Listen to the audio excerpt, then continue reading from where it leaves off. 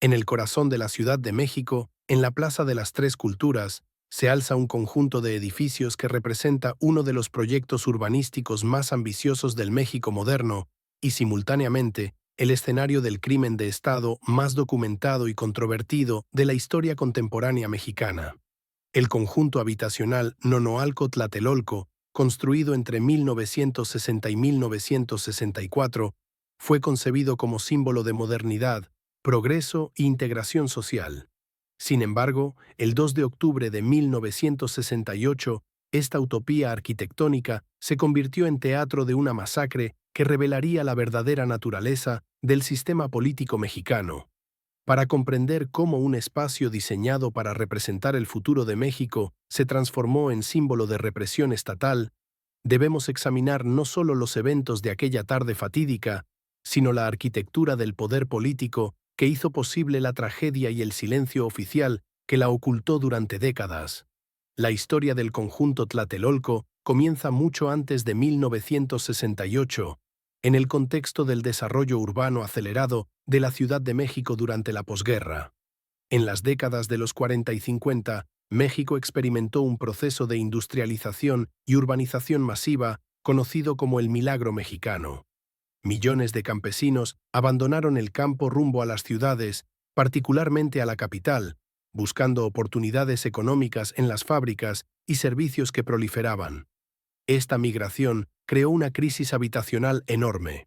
La Ciudad de México se expandía caóticamente, con cinturones de miseria rodeando el centro histórico, vecindades insalubres albergando a decenas de familias en condiciones deplorables, y una infraestructura urbana completamente inadecuada para la población creciente. El gobierno del Partido Revolucionario Institucional, que había consolidado un sistema político de partido hegemónico tras décadas de violencia revolucionaria y posrevolucionaria, necesitaba demostrar que podía resolver los problemas urbanos generados por su propio modelo de desarrollo económico. La legitimidad del PRI se basaba en la promesa de que la Revolución Mexicana había creado un sistema que beneficiaba a todos los sectores sociales mediante un Estado fuerte que mediaba entre clases y distribuía los beneficios del crecimiento económico. Los tugurios y la miseria urbana visible contradecían esta narrativa. Se necesitaban proyectos monumentales que demostraran la capacidad del Estado para construir una sociedad moderna y equitativa. En este contexto, el arquitecto Mario Pani Darky propuso en los años 50 un proyecto revolucionario, un conjunto habitacional masivo que albergaría a decenas de miles de personas de diferentes clases sociales, desde obreros hasta profesionales de clase media, todos viviendo en el mismo complejo, pero en edificios de diferentes categorías según su capacidad económica. La idea era crear una ciudad dentro de la ciudad, con viviendas, escuelas, mercados, clínicas médicas, áreas recreativas y todos los servicios necesarios para una vida urbana completa. El proyecto se construiría en el barrio histórico de Tlatelolco, donde siglos antes había existido el centro ceremonial de los aztecas antes de la conquista española. La ubicación era profundamente simbólica. Tlatelolco había sido el sitio de la última resistencia azteca contra los conquistadores españoles en 1521. Allí, Cuauhtémoc y sus guerreros habían luchado desesperadamente antes de ser finalmente derrotados. Construir un proyecto modernista monumental en este sitio cargado de significado histórico era un gesto deliberado del régimen priista. México había superado su pasado indígena y colonial y ahora construía un futuro moderno sobre las ruinas de ambos. La Plaza de las Tres Culturas, diseñada como corazón del conjunto, yuxtaponía intencionalmente ruinas prehispánicas, una iglesia colonial y torres modernistas de concreto, representando la narrativa oficial del mestizaje mexicano como síntesis de tres culturas. La construcción del conjunto Nonoalco Tlatelolco comenzó en 1960 bajo el gobierno del presidente Adolfo López Mateos. Fue un proyecto faraónico que requirió la demolición de vecindades antiguas y el desplazamiento de miles de residentes originales del barrio. Este proceso, de lo que hoy llamaríamos gentrificación, fue ejecutado con la típica mezcla priista de paternalismo y autoritarismo. Algunas familias desplazadas recibieron compensación o vivienda alternativa. Otras simplemente fueron expulsadas. Las voces de protesta fueron ignoradas o suprimidas. El progreso, según la lógica del régimen, justificaba cualquier costo social. El resultado arquitectónico fue impresionante. Para mediados de los 60, Tlatelolco comprendía más de 100 edificios habitacionales de diferentes alturas, desde estructuras de 4 pisos hasta torres de 20 pisos. El edificio más emblemático era la Torre de Tlatelolco, posteriormente conocida como Edificio Chihuahua, una estructura imponente que dominaba el conjunto. El complejo incluía escuelas primarias y secundarias, guarderías, un centro médico, múltiples áreas comerciales, espacios verdes y su propio sistema de calles internas. Era, efectivamente, una ciudad autosuficiente, diseñada según los principios del modernismo arquitectónico que entonces dominaban el pensamiento urbano global. Pero había una característica del diseño de Tlatelolco que resultaría fatalmente significativa el 2 de octubre de 1968. La Plaza de las Tres Culturas era un espacio semicerrado, rodeado por edificios altos en 3 lados y con solo algunas salidas relativamente estrechas. Esta configuración, que arquitectónicamente creaba un sentido de encierro e intimidad, también convertía la plaza en una trampa potencial. En términos militares, era un espacio fácil de cercar y controlar, con pocas vías de escape. Esta característica del diseño, probablemente no intencional en su origen, se volvería crucial en los eventos de octubre de 1968. Para comprender por qué miles de estudiantes se reunieron en esa plaza aquella tarde de octubre, debemos examinar el contexto político y social de México en 1968. A nivel global, 1968 fue un año de rebelión juvenil y agitación social sin precedentes. En París, estudiantes y obreros casi derrocaron al gobierno de De Gaulle en mayo. En Estados Unidos, el movimiento por los derechos civiles y la oposición a la guerra de Vietnam alcanzaban su punto más alto. En Checoslovaquia, la primavera de Praga desafiaba el control soviético. En Alemania, Japón, Italia y prácticamente todo el mundo desarrollado, los jóvenes cuestionaban las estructuras de autoridad heredadas de la posguerra. México no era inmune a estas corrientes globales. Una generación de jóvenes mexicanos, muchos de ellos primera generación universitaria gracias a la expansión educativa del milagro mexicano, estaban cada vez más frustrados con el sistema político que había gobernado el país sin interrupción desde los años 30. El PRI controlaba todas las instituciones del Estado, desde la presidencia hasta los sindicatos, pasando por el Congreso, el Poder Judicial, los gobiernos estatales y municipales, los medios de comunicación principales y prácticamente cualquier organización de masas relevante. No había democracia real, solo la fachada de elecciones cuyos resultados estaban predeterminados. No había libertad de prensa genuina, solo periódicos que funcionaban como portavoces del régimen. No había oposición política efectiva, solo partidos minoritarios que existían con permiso del PRI para darle una apariencia de pluralismo al sistema. Este sistema autoritario había funcionado durante décadas mediante una combinación de cooptación, clientelismo, nacionalismo revolucionario y, cuando era necesario, represión. El régimen compraba lealtades distribuyendo posiciones, contratos y privilegios.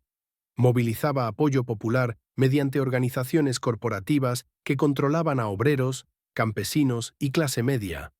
Invocaba constantemente los símbolos y la retórica de la Revolución Mexicana para legitimarse como heredero de Zapata y Villa. Y cuando estos mecanismos fallaban, utilizaba la violencia selectiva para eliminar amenazas, desde la represión de huelgas ferrocarrileras en 1958 hasta el asesinato de líderes campesinos que desafiaban al régimen. Para 1968, este modelo comenzaba a mostrar grietas. El milagro mexicano estaba perdiendo impulso. La desigualdad era enorme y creciente.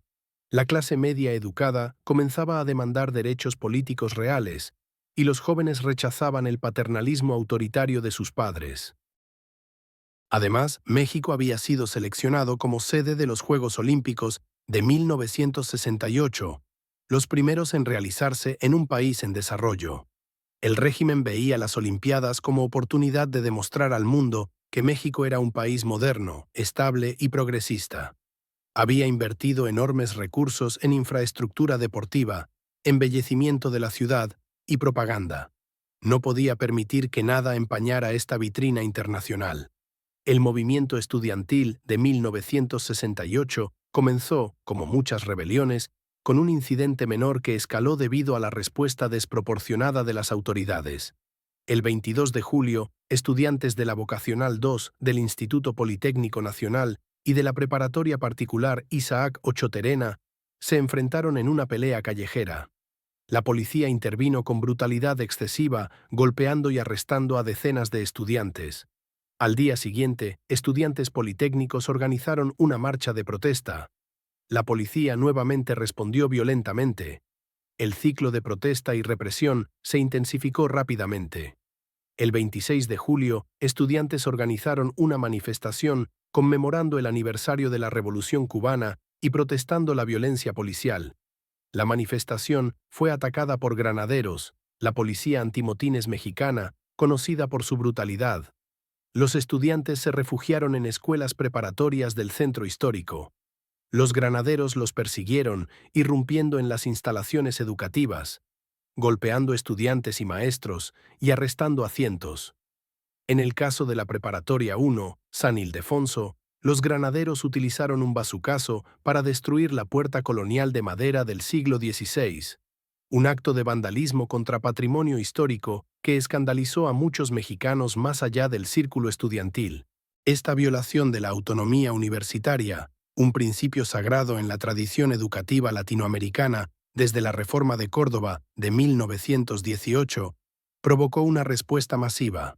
La Universidad Nacional Autónoma de México y el Instituto Politécnico Nacional, las dos instituciones educativas más grandes del país, con cientos de miles de estudiantes, declararon huelga.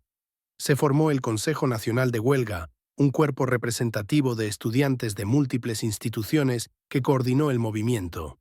El CNH elaboró un pliego petitorio de 6 puntos que expresaban demandas tanto específicas como simbólicas: libertad a los presos políticos, derogación del artículo 145 del Código Penal, que tipificaba el delito de disolución social usado para encarcelar disidentes, desaparición del cuerpo de granaderos, destitución de los jefes policiales responsables de la represión, indemnización a las víctimas y deslindamiento de responsabilidades. Lo notable de estas demandas es que no eran revolucionarias en el sentido de buscar derrocar al gobierno o transformar radicalmente el sistema económico. Eran demandas esencialmente liberales y democráticas: respeto a derechos civiles, rendición de cuentas de autoridades, fin a la represión arbitraria. Sin embargo, para el régimen priista, incluso estas demandas modestas eran inaceptables porque cuestionaban su autoridad y su impunidad. El sistema político mexicano se basaba precisamente en la ausencia de rendición de cuentas, en la capacidad del presidente y sus subordinados de actuar sin restricciones legales o institucionales. Durante agosto y septiembre de 1968, el movimiento estudiantil creció enormemente. Las manifestaciones en el centro de la Ciudad de México reunían cientos de miles de participantes. No eran solo estudiantes, sino también profesores, intelectuales, obreros y ciudadanos ordinarios hartos del autoritarismo.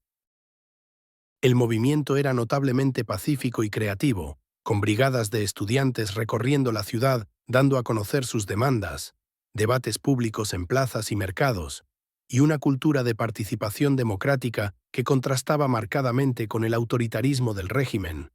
Para muchos participantes, el movimiento no era solo sobre las 6 demandas específicas, sino sobre la posibilidad de construir un México diferente, más democrático y justo. El presidente Gustavo Díaz Ordaz respondió al movimiento con una mezcla de intransigencia pública y represión creciente. En su informe presidencial del 1 de septiembre, Díaz Ordaz condenó duramente al movimiento estudiantil, acusándolo de estar manipulado por agitadores extranjeros y conspiradores que buscaban desestabilizar el país justo antes de las Olimpiadas. Ofreció diálogo, pero solo si los estudiantes aceptaban primero volver a clases, una condición que el movimiento rechazó como capitulación. Detrás de escena, el gobierno intensificó la vigilancia del movimiento, infiltró agentes provocadores y comenzó a planear una solución represiva definitiva. El 18 de septiembre, el ejército mexicano ocupó la ciudad universitaria de la UNAM, violando nuevamente el principio de autonomía universitaria. Tanques y miles de soldados tomaron el campus, arrestaron a estudiantes y confiscaron materiales. El rector Javier Barros Sierra, quien había apoyado cautelosamente al movimiento estudiantil, renunció en protesta, pero su renuncia no fue aceptada. Días después, el 24 de septiembre, el ejército ocupó también las instalaciones del Politécnico. Estas ocupaciones militares fueron presentadas por el gobierno como operaciones de restauración del orden, pero fueron percibidas por los estudiantes y muchos ciudadanos como escaladas autoritarias. El Consejo Nacional de Huelga respondió convocando a una manifestación para el 2 de octubre en la Plaza de las Tres Culturas de Tlatelolco. La elección de esta ubicación no fue accidental. Después de las ocupaciones militares de CEU y el Poli, los estudiantes necesitaban un espacio que no fuera territorio universitario, pero que fuera amplio y simbólicamente significativo. Tlatelolco, con su plaza espaciosa y su carga histórica, parecía ideal. Además, muchos estudiantes vivían en el conjunto habitacional, convirtiéndolo en territorio familiar. La manifestación fue convocada oficialmente como un mitin pacífico donde líderes del movimiento hablarían sobre la situación y se decidirían los siguientes pasos del movimiento. Lo que los organizadores del mitin no sabían era que el gobierno había decidido que el 2 de octubre sería el día en que el movimiento estudiantil sería aplastado definitivamente. Las Olimpiadas comenzarían el 12 de octubre, solo 10 días después. El presidente Díaz Ordaz y su círculo íntimo de asesores habían determinado que no podían permitir que continuaran las protestas durante los Juegos. La imagen internacional de México estaba en juego, y con ella la legitimidad del régimen. Se tomó la decisión de utilizar la fuerza masiva para terminar el movimiento, sin importar el costo en vidas humanas. La planificación de la operación del 2 de octubre reveló la estructura de mando y la distribución de responsabilidades dentro del aparato de seguridad del Estado mexicano. En la cúspide estaba el presidente Díaz Ordaz, quien como comandante supremo de las Fuerzas Armadas tenía autoridad final sobre cualquier operación militar o de seguridad. Inmediatamente debajo estaba Luis Echeverría Álvarez, secretario de Gobernación, el cargo más poderoso del gabinete presidencial después de la presidencia misma. Gobernación era responsable de la seguridad interna, inteligencia política y control de medios de comunicación. Echeverría había sido el arquitecto de la respuesta represiva al movimiento desde julio, coordinando entre diferentes agencias de seguridad. El general Marcelino García Barragán era secretario de la Defensa Nacional, comandante del ejército mexicano. Bajo su mando estaban los miles de soldados que habían ocupado las universidades y que serían desplegados en Tlatelolco. El general José Hernández Toledo comandaba la operación militar específica en terreno, con órdenes de rodear la plaza y controlar a los manifestantes. Alfonso Corona del Rosal era el regente del Distrito Federal, equivalente a alcalde de la Ciudad de México, responsable de la policía capitalina, que también participaría en la operación. Pero quizás el actor más siniestro en esta estructura de mando era un grupo que operaba en las sombras, el Batallón Olimpia. Este era un cuerpo paramilitar secreto compuesto por policías y agentes de inteligencia vestidos de civil pero identificables entre sí por guantes blancos o pañuelos blancos. El Batallón Olimpia había sido creado específicamente para infiltrar el movimiento estudiantil, identificar líderes y, cuando llegara el momento, actuar como provocadores para justificar la represión. Su existencia no era conocida públicamente en 1968 y solo se confirmaría décadas después cuando documentos clasificados fueron finalmente liberados. La tarde del 2 de octubre, entre 5.000 y 10.000 personas se congregaron en la Plaza de las Tres Culturas. Las estimaciones varían ampliamente porque no hubo conteo oficial y el gobierno posteriormente minimizó sistemáticamente los números. La multitud incluía estudiantes de múltiples instituciones, pero también profesores, intelectuales, periodistas y residentes del conjunto habitacional, incluyendo familias con niños que simplemente observaban desde sus balcones. El ambiente era tenso, pero no violento. Líderes estudiantiles hablaban desde un templete improvisado en el tercer piso del edificio Chihuahua, dirigiéndose a la multitud abajo mediante altavoces. Mientras los discursos continuaban, el ejército rodeó completamente la plaza. Miles de soldados tomaron posiciones en todas las salidas, bloqueando cualquier posibilidad de escape. Tanques y vehículos blindados se posicionaron en las calles adyacentes. Francotiradores se apostaron en los techos de los edificios circundantes. Esta operación masiva de cerco no podía ocultarse a los manifestantes, quienes comenzaron a sentir una ansiedad creciente. Sin embargo, los líderes del movimiento en el templete instaban a la calma, insistiendo en que la manifestación era pacífica y legal, y que no había razón para temer una intervención violenta. Aproximadamente a las 6:10 de la tarde, 2 bengalas fueron lanzadas desde un helicóptero que sobrevolaba la plaza. Esta fue la señal. Inmediatamente, miembros del Batallón Olimpia, posicionados en el edificio Chihuahua, donde estaban los líderes estudiantiles, abrieron fuego. Simultáneamente, francotiradores en otros edificios comenzaron a disparar hacia la plaza y también hacia los soldados que rodeaban la plaza.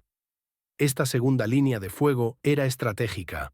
Al disparar contra los soldados, los francotiradores del Batallón Olimpia creaban la impresión de que los estudiantes estaban armados y atacando al ejército, justificando así una respuesta militar masiva.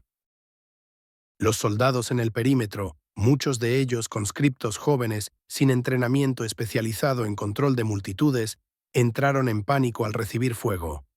Sus oficiales les ordenaron disparar hacia la plaza. Lo que siguió fue una masacre. Durante más de 2 horas, soldados y agentes del Batallón Olimpia dispararon sistemáticamente contra la multitud atrapada en la plaza. Personas intentaban huir, pero encontraban todas las salidas bloqueadas por soldados. Algunos lograron refugiarse en los edificios residenciales, donde residentes aterrorizados los escondieron. Otros fueron perseguidos hasta los pasillos y escaleras, donde fueron golpeados, arrestados o asesinados. La arquitectura de Tlatelolco, que había sido diseñada como utopía urbana de convivencia social, se convirtió en instrumento de muerte. Los edificios altos que rodeaban la plaza funcionaron como muros de una prisión a cielo abierto. Los pasillos estrechos y escaleras de los edificios se convirtieron en trampas mortales donde los manifestantes en fuga eran acorralados. Los departamentos donde familias se refugiaban fueron allanados por soldados buscando estudiantes escondidos. Las balas perforaron ventanas, muros y puertas, matando o hiriendo a residentes inocentes en sus propias casas.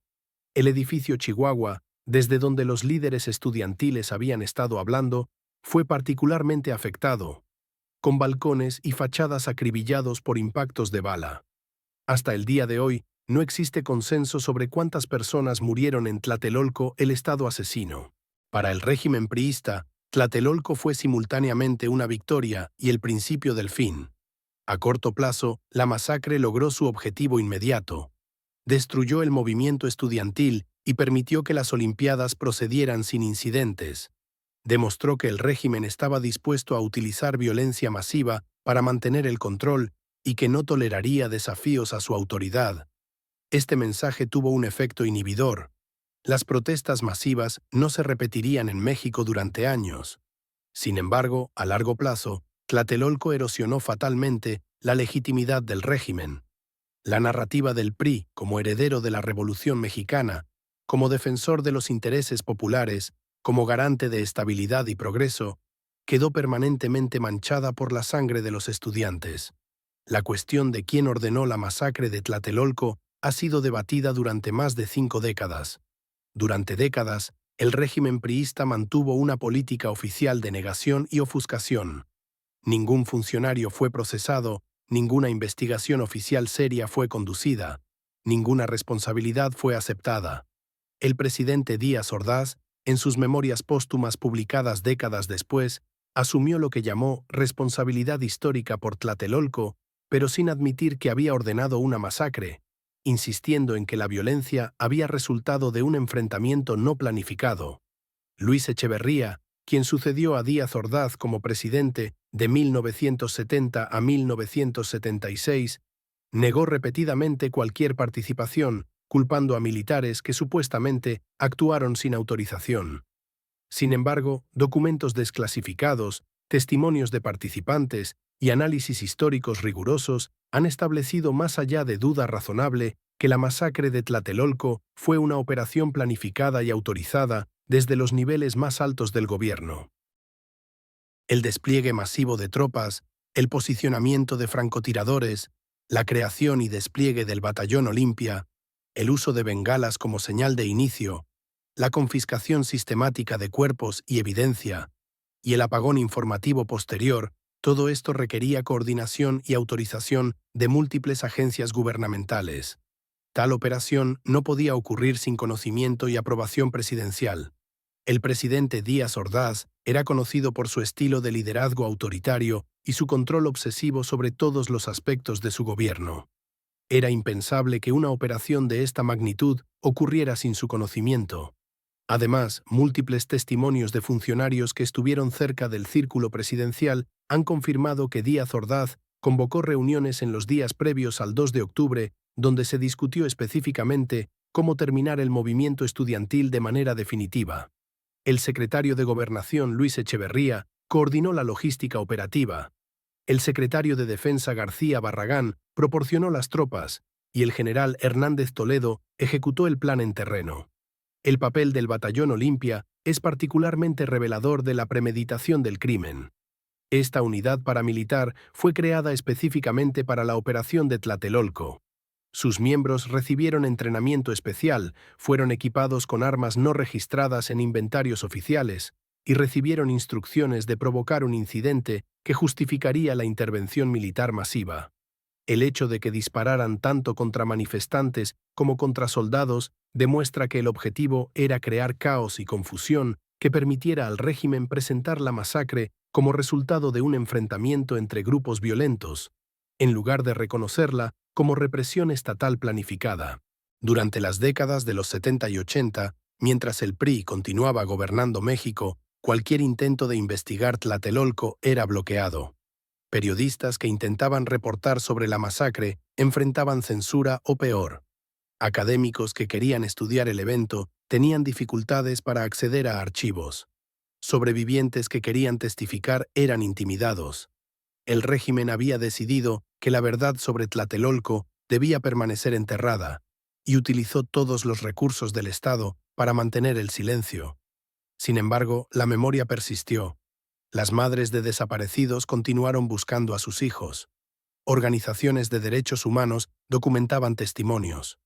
Escritores como Elena Poniatowska publicaron libros como La noche de Tlatelolco que preservaban las voces de los sobrevivientes. La transición democrática de México, que culminó con la victoria de Vicente Fox del Partido Acción Nacional en las elecciones presidenciales del 2000, terminando 71 años de hegemonía priista, abrió nuevas posibilidades para la justicia y la verdad sobre Tlatelolco. El presidente Fox creó la Fiscalía Especial para Movimientos Sociales y Políticos del Pasado, conocida como FEMO-SPP, específicamente para investigar crímenes de Estado durante el periodo priista, incluyendo Tlatelolco. Por primera vez, investigadores tuvieron acceso a archivos militares y de inteligencia previamente clasificados. Sobrevivientes y familiares de víctimas pudieron testificar oficialmente. Se exhumaron fosas en instalaciones militares buscando restos de desaparecidos. La FEMO-SPP produjo un informe masivo documentando no solo Tlatelolco, sino décadas de represión estatal, incluyendo la guerra sucia de los 70 contra guerrillas y disidentes. Respecto a Tlatelolco, el informe confirmó que había sido una operación planificada, identificó la cadena de mando y estableció responsabilidades individuales de funcionarios específicos. Basándose en este informe, en el 2006 se presentaron cargos de genocidio contra Luis Echeverría, quien para entonces tenía más de 80 años. Sin embargo, los tribunales mexicanos eventualmente desestimaron los cargos, argumentando que el delito de genocidio había prescrito y que los hechos no cumplían técnicamente con la definición legal de genocidio. Este fracaso en llevar a los responsables de Tlatelolco ante la justicia fue profundamente frustrante para las víctimas y demostró las limitaciones de la justicia transicional en México. A diferencia de países como Argentina o Chile, donde dictadores militares fueron eventualmente encarcelados por sus crímenes, México nunca ha procesado exitosamente a los responsables de crímenes de Estado del período priista. Parte de la explicación es que la transición mexicana fue negociada y gradual, sin el quiebre dramático que siguió a dictaduras militares en el Cono Sur. El PRI perdió la presidencia, pero mantuvo poder significativo en el Congreso, gobiernos estatales y el sistema judicial. No hubo la voluntad política para una purga completa de funcionarios comprometidos con el viejo régimen. Además, muchos de los responsables de Tlatelolco habían muerto para cuando se abrieron investigaciones serias. Díaz Ordaz murió en 1979, García Barragán en 1979, Hernández Toledo en 1996. Para principios del siglo XXI, solo quedaban vivos actores secundarios y Luis Echeverría, quien logró evitar prisión mediante maniobras legales hasta su muerte en 2022 a los 100 años de edad. La justicia llegó demasiado tarde, si es que llegó del todo. Sin embargo, el proceso de investigación, documentación y reconocimiento oficial fue significativo. Por primera vez, el Estado mexicano admitió públicamente que Tlatelolco había sido un crimen de Estado, no un enfrentamiento espontáneo. El conjunto habitacional Tlatelolco continuó siendo habitado en las décadas posteriores a la masacre, pero nunca recuperó la imagen utópica de su diseño original. Para los residentes, vivir en Tlatelolco significaba habitar un espacio marcado por trauma histórico. Cada 2 de octubre, sobrevivientes, familiares de víctimas y activistas se reúnen en la Plaza de las Tres Culturas para conmemorar la masacre. A lo largo de las décadas, se han colocado placas conmemorativas, monumentos y murales recordando los eventos de 1968. El edificio Chihuahua, desde cuyos balcones hablaban los líderes estudiantiles aquella tarde fatal, conserva impactos de bala en su fachada, deliberadamente preservados como testimonio físico de la violencia. La tragedia del 19 de septiembre de 1985 añadió otra capa de significado al lugar. Ese día, un terremoto masivo devastó la Ciudad de México. El edificio Nuevo León, una de las torres residenciales del conjunto Tlatelolco, colapsó completamente, matando a todos sus residentes. Cientos murieron en el derrumbe. Las imágenes del edificio colapsado, con solo su estructura esquelética de concreto aún de pie, se convirtieron en el símbolo visual del terremoto. Para muchos observadores, el colapso del edificio Nuevo León parecía una metáfora. La utopía moderna de Tlatelolco, ya manchada por la sangre de 1968, literalmente se derrumbaba.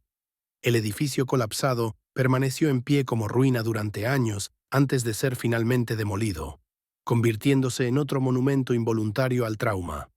La relación entre la arquitectura de Tlatelolco y los eventos históricos que ocurrieron allí plantea preguntas más amplias sobre cómo los espacios urbanos reflejan y condicionan relaciones de poder. El conjunto fue diseñado según principios modernistas que enfatizaban orden, racionalidad y control.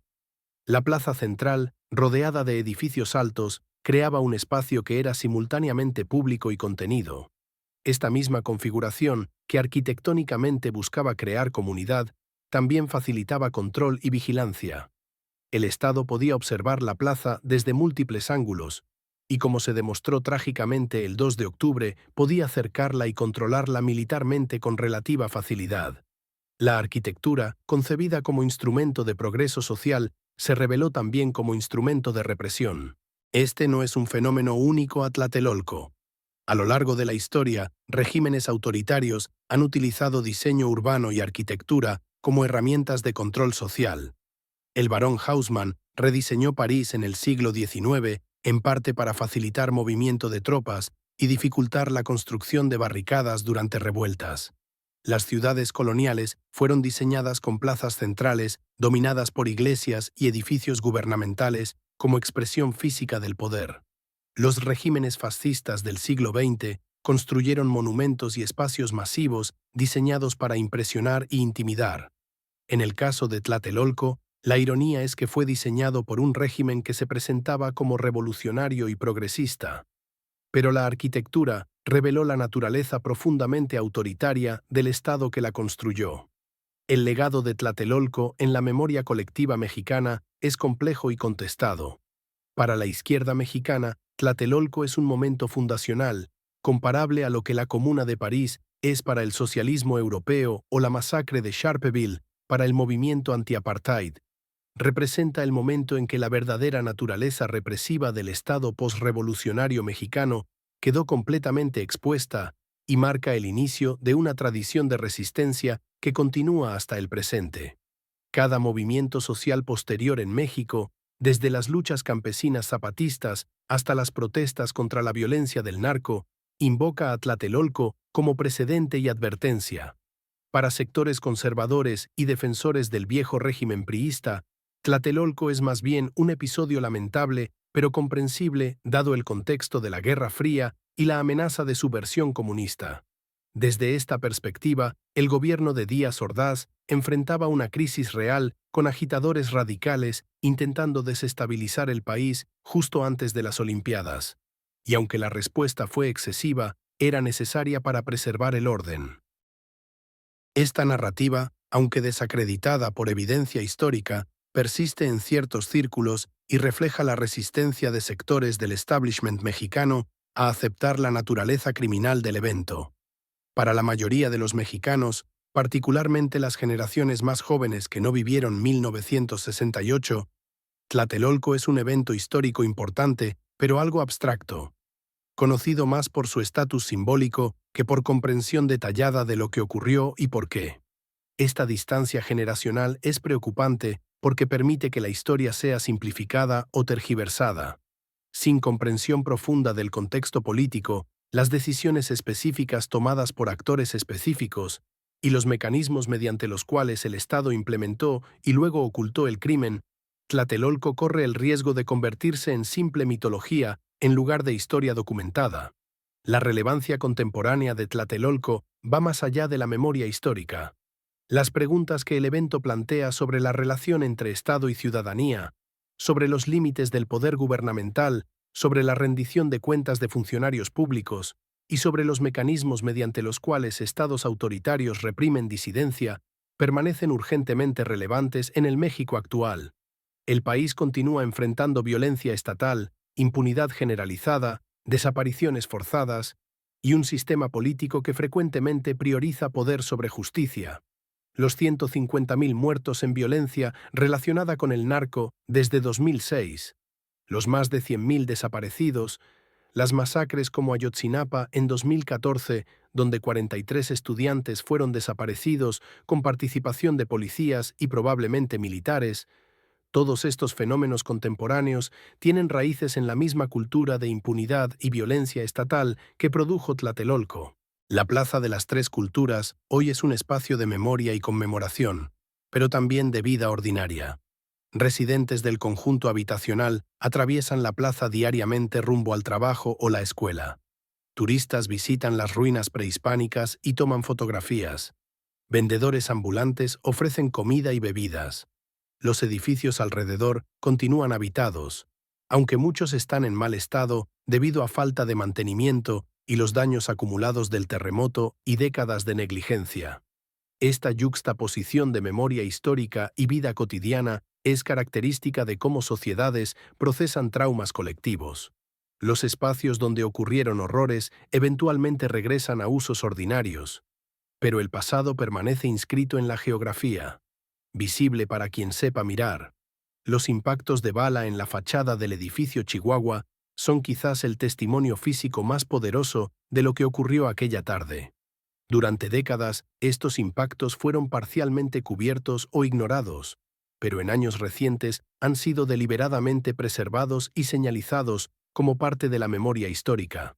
Cada agujero representa un disparo, probablemente dirigido hacia estudiantes que se refugiaban en el edificio o hacia líderes en los balcones. Representa una decisión específica de un soldado o policía de apretar un gatillo. Representa una vida potencialmente perdida o alterada para siempre. Multiplicado por cientos o miles de disparos a lo largo de 2 horas, el resultado fue la masacre que el Estado intentó negar durante décadas. La investigación histórica sobre Tlatelolco continúa. Nuevos documentos emergen periódicamente de archivos militares y de inteligencia. Sobrevivientes envejecidos deciden finalmente hablar sobre experiencias que guardaron en silencio por décadas. Académicos realizan análisis cada vez más sofisticados de la estructura de poder del régimen priista y los mecanismos de toma de decisiones que condujeron al crimen. Periodistas investigativos descubren nuevas conexiones entre actores. Este proceso de esclarecimiento histórico es importante no solo para la verdad sobre aquel día específico, sino porque ilumina cómo funcionaba el sistema político mexicano en su conjunto. Tlatelolco reveló que el régimen priista, a pesar de su retórica revolucionaria y su sofisticada maquinaria de legitimación ideológica, era en esencia un sistema autoritario dispuesto a utilizar violencia masiva contra su propia población para mantener el poder. Reveló que las instituciones del Estado, desde la presidencia hasta el ejército, la policía, el sistema judicial y los medios de comunicación, estaban coordinadas en una estructura de dominación que priorizaba control sobre derechos, estabilidad sobre justicia y apariencia sobre realidad. Reveló que el proyecto modernizador del régimen, simbolizado en construcciones como el conjunto habitacional de Tlatelolco, era superficial, una fachada que ocultaba relaciones de poder profundamente antidemocráticas.